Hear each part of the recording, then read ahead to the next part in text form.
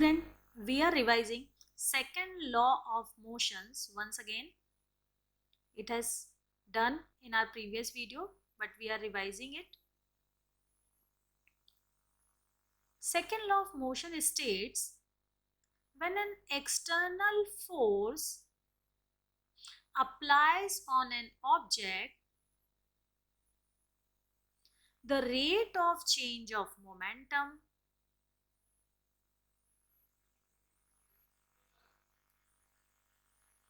is directly proportional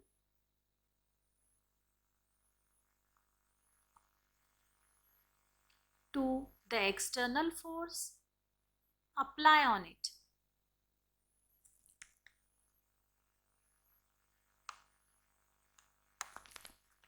We can write F is proportional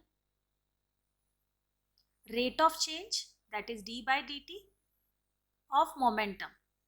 This term d by dt, student, this is a very new form of writing. This can be written as, read as rate of change of what? Of momentum. Okay, in your higher classes you will be familiar of this term. Now I am writing F is proportional. Either we can also write in the form of P2 minus P1 as a change of momentum with respect to time. This symbol proportional, as I am reading this is a sign of proportion, student. Sign of proportion, or we can say that symbol of proportion. Proportion means when two objects are in proportion, that means they are not equal to each other. They are having ratio between them. So we can understand force and momentum are two physical quantities that are in proportion. If we remove this symbol of proportion, we will need to place a constant term. This is known as constant of proportionality. Constant means a fixed value which when we multiply with the term that makes two of these values equal to each other. If we place the value of k is 1, so this equation will be converted as P2 minus P1 by T. This is the formula of momentum, or the relation between external force and momentum. Now, I am again writing the same formula. F is equal to P2 minus P1 by T. If we want mathematical formulation of the above relation,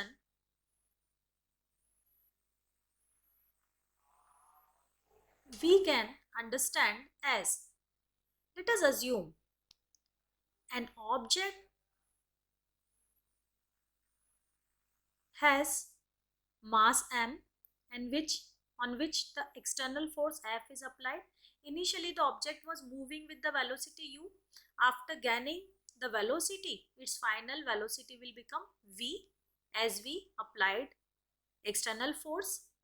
Object has changed its position from initial to final. It changes its velocity. Also, we can have two momentum. Initially, the momentum was mass into the product of its velocity, and finally as the velocity changes, so momentum will change as well. Can we place these two values in the above equation? Obviously. Now, we can take m as common. It will become v minus u by t. Now try to read this relation, student. V minus u means change of velocity. Can we read this? Change of velocity with respect to time can we read as rate of change of velocity, and rate of change of velocity give the definition of acceleration can be read as acceleration. So we can write m into a at the place of v minus u by t. So there we get a new relation between external force and the acceleration gained by the object. This is another important equation, student. Now, if we write these two equations, F is equals to P2 minus P1 by T, and another equation is F is equals to M into A. Now, what are those equations stand for? This equation shows the amount of motion developed in an object when external force applied on it. We can also say the effect of force can be seen by this equation. And by second equation, F is equals to ma, gives us the idea of magnitude of force, quantity of force, what force we need to apply if we want to move an object, amount of force. Okay, so this equation shows to find the magnitude of force. Now we are trying to prove Newton's first law with the help of Newton's second law. As a student, only the second law has mathematical proof. First law is only statement. There is no mathematical proof for that. But the second law is so important that it can prove the first law and it can also prove the third law of the motion. Now here we are try to prove the first law of motion with the help of second law. What the first law states? First law says if an object is in rest or moving with a uniform velocity or having a uniform motion, it will remain in the state of rest or uniform motion until and unless we apply force on it. Do you understand these statements, student? This statement has two parts. In first part, it is saying if an object is at rest, and another part saying if an object moving with a uniform motion. Now we will prove both of these two cases. We'll write case 1. When an object is at rest with respect to its surrounding, obviously. When an object is at rest, so can we conclude it do not have any velocity, that is v is equals to 0. Therefore, we can write it will have no acceleration, that means a is equals to 0.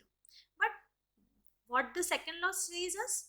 Second law says external force is equal to product of mass into acceleration. Now can we place this value? This gives rise to F is equals to m into 0, that is F is equals to 0. What can we conclude by this statement? F is equals to 0, that means no external force required when an object is at rest, or we can say no external force applied when an object is at rest. Now we'll prove second case. When an object moving with uniform velocity or object has uniform motion. If an object is moving with uniform velocity, that means velocity is fixed. It is not changing with time. That is, suppose we are going with the speed of 60 km per hour, it will remain 60 km per hour. Okay, so object has constant velocity. Can we write v is equals to constant, means any fixed value? if object has any fixed value, if object has any fixed value of velocity, its acceleration is 0, as acceleration is change of velocity and velocity is not changing. By second law, we are again placing the value of acceleration over here. Now we can find F is equals to 0 again. That means no external force required or no external force applied on an object when an object moving with a constant velocity. This is a proof of first law. Okay. Now we are solving, student, example 9.1 of your NCERT exercise. NCERT book, sorry. This says a constant force act on an object of 5 kg for a duration of 2 seconds. It increases the object velocity as the force is applying. Obviously, it increases the velocity from 3 meter per second to 7 meter per second. So, what magnitude of force is applied over here? Okay, if a force applied duration for 5 seconds, time is changed, what would be the final velocity in that case? This question has two parts. So, we are starting. I have taken a block on which I have applied force, external force. As this object have the mass 5 kg, by applying external force, object will shift from its original place. This force is applied for 2 seconds. Okay, this is the same object, student. This is not another object. Object initial velocity is 3 meter per second and its final velocity is 7 meter per second. As we apply force, object will gain velocity definitely. By second law of motion. What the second law of motion says when we have initial and final velocity? We know F is equals to dp by dt, or we can write p2 minus p1 by t. Okay. F is equals to, there are two values of momentum. Can we find initial momentum as mass into initial velocity, that is 5 into 3 or 15 meter per second. Let us given this name P1. Now we are finding final velocity.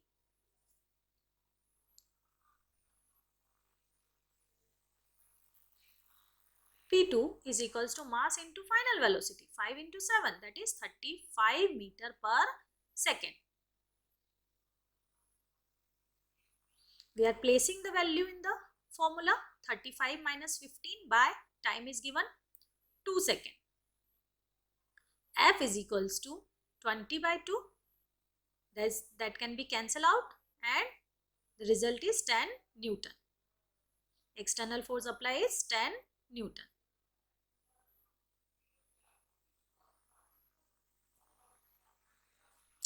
Now students, second case.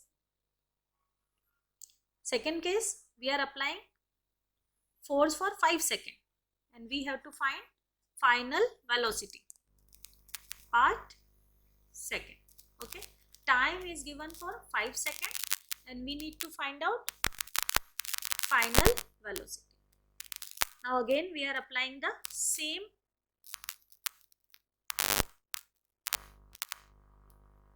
We can apply the equation of motion. V is equals to u plus at as we have initial velocity given. Now here at acceleration, can we have the formula F is equals to ma? That will give relation A is equals to F by m. Velocity u is equals to 3. At the place of A, I am writing F by m into t. 3 plus what is the constant force? 10 Newton. That we have find out 5 into 5. Now the answer would be 13 and the velocity can be written as meter per second. This would be the final velocity. Example number 9.2, which would require a greater force. If we accelerate 2 kg object,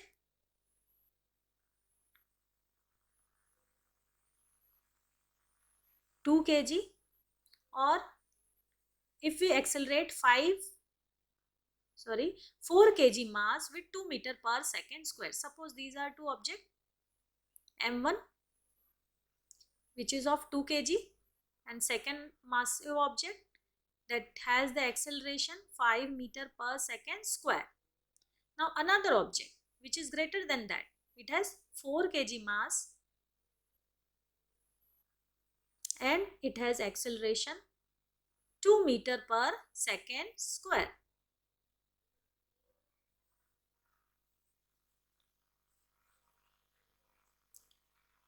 As we know that if mass and acceleration is given, we can apply the formula F is equals to m into A. External force is the product of mass and acceleration produced in an object. Now m into A. For first case, we can find F1, mass of first object into acceleration gained by the first object. That is 2 into 5, 10 kg meter per second square. These are the unit of mass and unit of acceleration. Combinedly, we can write it as Newton. This is the unit of force. Now for finding force for second object, we can write as m2 into A2 is equal to 4 into 2, that is 8. Can we write 8 Newton directly? Second force F2. Now here if we write F1 is equals to 10 Newton and F2 is equals to 8 Newton, we can clearly see F1 is greater than F2. Okay. So in first case, when an object, smaller object gains the higher acceleration, will require a greater force. Now example 9.3. A motor car is moving with a velocity of 108 km per hour and it takes 4 seconds to stop. That means external force applied or brakes are applied to make it stop. Its final velocity will be 0. We need to calculate the force applied by the brake and its mass along with the passenger is 1000 kg. So here is the motor car. Okay. So the initial position of this motor car is motion. That means it has velocity. Okay. The mass of this motor car with passenger is 1000 kg. U we can write 108 kilometer per hour.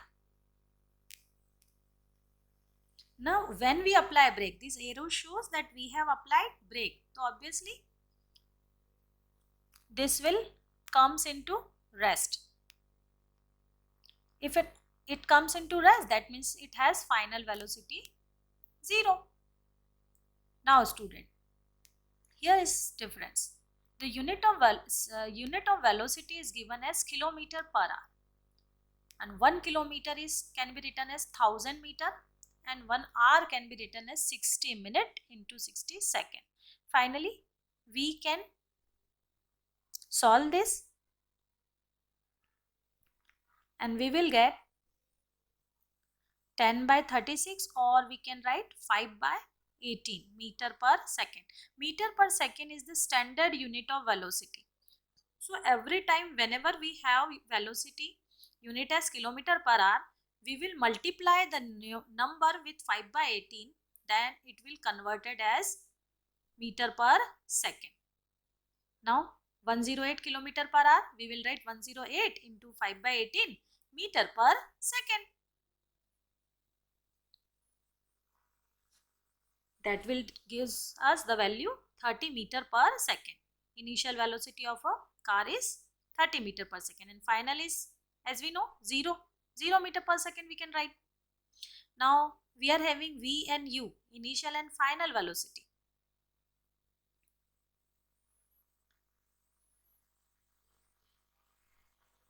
Now by the second law of motion we are knowing F is equals to change of momentum with respect to time. That means first we'll need to find the initial momentum of motor car. That means 1000 into initial velocity 30 meter per second. That gives us value 3 into 10 to the power 4 kg meter per second, isn't it? 4 zeros are there. Now for finding second momentum, we will write P2 as equal to mass into final velocity. That means 0. Its final velocity was 0. So P2 will be 0. Placing the value in the formula. Time is given as the brakes were applied and for 4 seconds. So it will converted minus of 3 by 4 into 10 to the power 4 Newton. Or if you solve this, solving 3 by 4 will be equal to 0.75 into 10 to the power 4 Newton, or we can also write 7500 Newton. Here student, the negative sign shows that force is applied in opposite direction. That is clearly shown by the statement the brakes is applying over here. Example 9.4. 5 Newton force is applied on first massive object that accelerate that object of 10 meter per second square, and if the same force, that is 5 Newton, the same force applied on second massive object, it gives the acceleration of 20 meter per second square to that object. What acceleration would it give if both of the masses were joined together? So in this question student, there are 3 conditions: first object, second object and the third object when we tied these 2 objects together. Okay, so here I have drawn 3 different cases. First object, that will considered at case 1, second object for second case, and third case when we tie these 2 same objects together. Okay, in all 3 cases we have applied the same external force. This arrow shows by this external force applied for first object as 5 Newton, second object as 5 Newton, and for the third object it is the same. When external force applied on first object, that is having the mass m1, it gains the acceleration.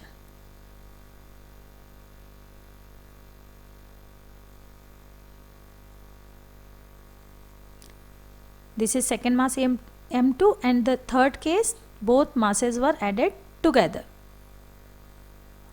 The first object gains acceleration 10 meter per second square, second gains 20 meter per second square, and third acceleration that is not given to us, that we need to find it out. As we know, F can be calculated by taking the product of mass into its acceleration, or we can convert this form as m1 is equals to f by a1 5 by 10. That means the final answer will be 0.5, and if it is mass, so it will be 0.5 kg, that is equal to half of kg. Okay, in second case with the same formula, this time mass is a2, acceleration is a2, mass can be converted as f by a2, f is 5 is same, by acceleration 20, that will gives the value 0.25 kg, 1/4 of kg. Now in third case, when we tie it together, that means mass of these 2 will added up. We can write F is equals to, we will write m1 plus m2 together as a combined mass into A3 we can write. F is equals to, the value of first mass is 0.75 5 kg plus 0.25 kg into A3. A3 is unknown, F is known for us. We can place 5 by the sum of these two, 0.75 is equals to A3. By solving these, that will become, cancelling the decimal, 500 by 75 can be written as 20 by 3. We can solve and get 6.67 meter per second square. The final product will gain the acceleration of this value. Now student, next example, 9.5. This is the velocity time graph given in the question. A ball of 20 gram, ball of mass 20 gram moving along a straight line on a long table. If it is rolling, so it will stop. How much force does a table exert on the ball to bring it to rest? Okay, that means on a ball the frictional force is applied, by which the ball came to state of rest after 10 seconds. So time is given. We can read by the graph. Time is 10 seconds and initial velocity is 20 centimeter per second. Mass of the ball is 20 gram. We can understand this is not the standard unit of mass. So we will convert these into kg first. 20 divided by 1000 into kg. Now it will be converted into kg. Initial velocity, we can also write the value is 0.02 kg. Now u is equals to 20 centimeter per second. It is also not the standard unit of velocity. We will change into standard unit.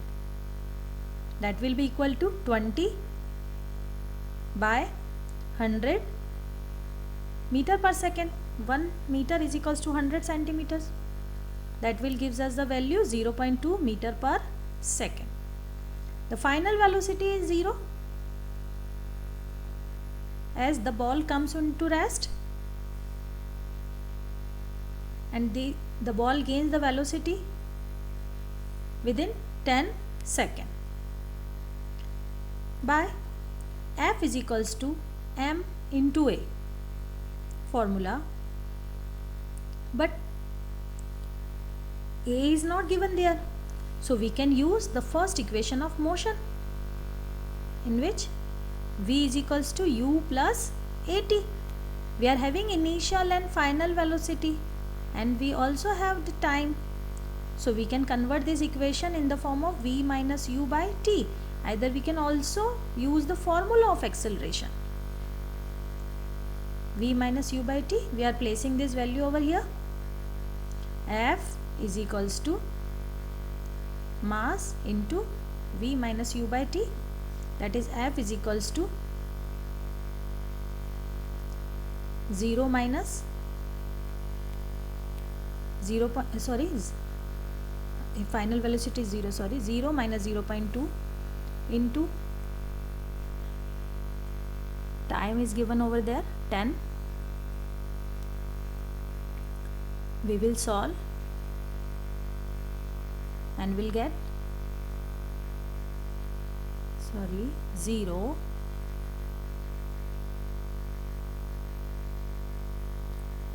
0.02 into minus of 0.2 minus of 0.02. We will multiply these two values and we'll get 0.004 Newton. This is the required for. Here we are getting the negative sign. Student, negative sign always shows the direction in physics. That means in this answer we can say the force is acting in opposite direction.